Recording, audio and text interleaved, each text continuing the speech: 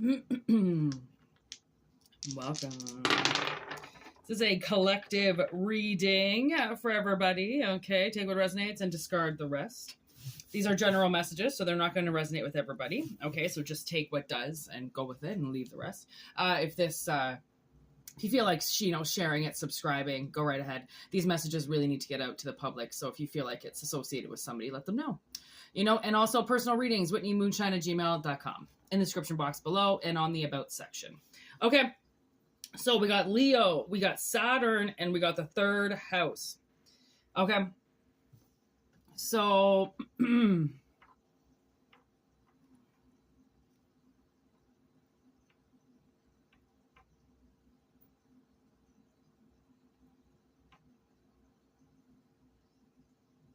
I feel like you could be about to receive some very important information.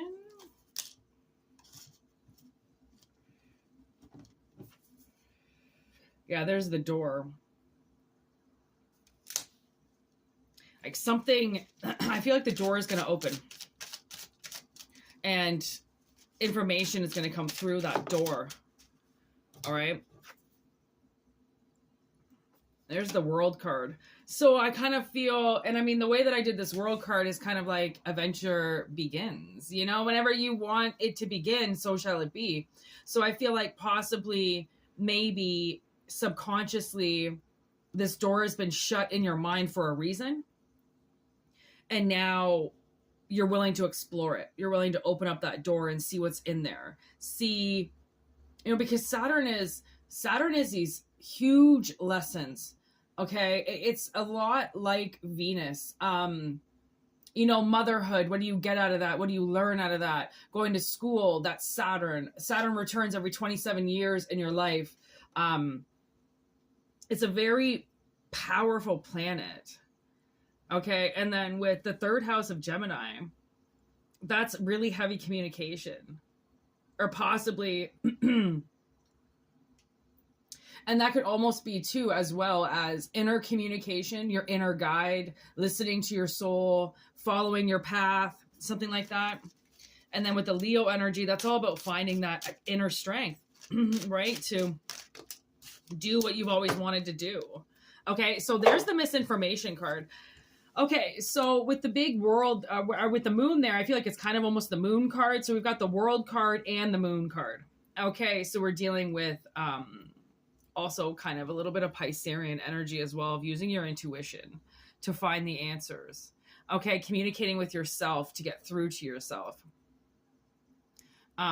And opening up this door to fill yourself in on something. It may be a little bit like ignorance is bliss here. Like you might almost kind of feel like you know something, but like it's not concrete. So you feel like, well, maybe it might not be true. And it kind of makes you feel better about possibly thinking it's not true. But I kind of feel like the information is true.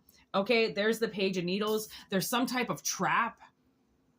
Okay, they're trying to set you up in some type of trap, or there is a trap. There's a mind trap or a trap behind the door, or, or you're going to open up the closet to some of your greatest fears, and you finally open it now because you feel like you're strong enough and you're brave enough that whatever it is that's going to come out of there isn't going to hurt you, right? Because you can fight back. And it's also like almost drawing this darkness out of the closet. Oh my God. Okay. Something is in your closet. It's behind this door. It's behind this door. Okay. And now you're willing, how kids are terrified. Did you see me throw that by accident? Terrified of the closet and the monster that's in the closet. They always feel like, well, not every child has a monster in the closet, but like, I thought there was things in my closet as kids, like, oh my God, all the time. Like I was constantly making sure my closet door was shut and there was nothing, and like there weren't too many houses that I moved into that had a closet, which was really nice, right? But at my father's house, I had a closet and it had mirrors on it. Oh my gosh. I could only imagine now what my little self had to deal with back then, 8 years old, with an open mirror portal in my room. Okay. Death. As I'm like talking about portals. Okay, that's a portal to death. Okay, so something with the Seven of Wands in reverse, I feel like somebody's been unable to fight back, okay, about whatever this is that's hiding behind this door. And I just feel like because you didn't know what was back there, you didn't want to open it up. Maybe because you didn't have anybody with you. Maybe you just got your team now and you feel a little bit more secure about going and doing this now, because before you would have had to do it by yourself. But maybe you're opening up these doors in your mind with like a therapist or something that's slowly helping guide you through whatever it was that happened, whatever you left at the cemetery to die is waking back up again. It's like the closet door is knocking. You can't keep it back there forever. It doesn't want to stay contained anymore. It wants to be let out. Okay, it's almost like something in your subconscious wants to be let out. And that's a very powerful thing. There's the star. I would go with that. I would let that guide you. Whatever your subconscious is telling you. Because it was always warning you before. Awesome. Now there's the tower. It wants you to break that door down. Because there's no reason to fear it. Maybe before it was a subconscious way of healing or taking care of yourself or sheltering yourself, right? Kind of hermit energy, staying away from people. Now it's like it wants you to break it down so then you don't have... And I don't know if I wiped the screen or not. I don't think I did. And now I feel like that's going to give us clarity, right? Like if you were possibly blurry on something, it's going to get straightened out, sharpened out. And I've been doing that recently with photos, sharpening. And I don't usually do that because I do like the blurred effect of pillows, pictures. Okay. So sharpen out your pillows, what you sleep at night, how you sleep at night. See, somebody's subconscious. There's something hiding in somebody's subconscious. And it possibly wakes you up at night and keeps you up at night. There's the Ace of Pentacles. It's possible at night you give it life. Are you allowed to come to life at night in your dreams? Maybe this door is the door to your dreams and you want to start seeing your dreams and diagnosing your dreams.